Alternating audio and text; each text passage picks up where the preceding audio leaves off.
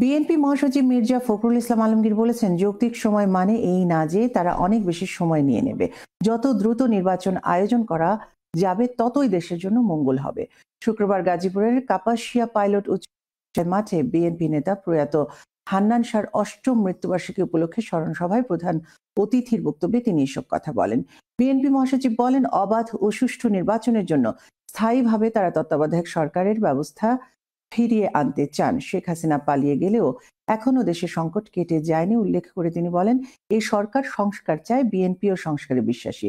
মির্জা ফখরুল বলেন, সকল ষড়যন্ত্রমূলক মিথ্যা মামলা অনতি বিলম্বে প্রত্যাহার করে তারেক জিয়াকে দেশে ফেরার ব্যবস্থা করতে হবে। পাশাপাশি দেশের সকল নেতাকর্মীদের বিরুদ্ধে দেয়া মামলাও অবিলম্বে প্রত্যাহার করতে হবে। একটা যৌক্তিক সময় আমরা অবশ্যই দেব। যৌক্তিক সময় মানে এই না যে তারা অনেক বেশি সময় নিয়ে আমাদেরকে পূর্বের অভিজ্ঞতার মতো অন্য কিছুর মধ্যে চলিয়ে দেবেন, সেটা করা যাবে না। যত দ্রুত নির্বাচন করা যাবে ততই দেশের জন্য মঙ্গল হবে। কোন রকম চালবাহানা আমরা সহ্য করবো না। আমি পরিষ্কার করে আজকে এই সভা থেকে বলতে চাই, সমস্ত মামলা প্রত্যাহার করে অবিলম্বে জনাব তারেক রহমানকে দেশে ফিরিয়ে আনার ব্যবস্থা করা হোক।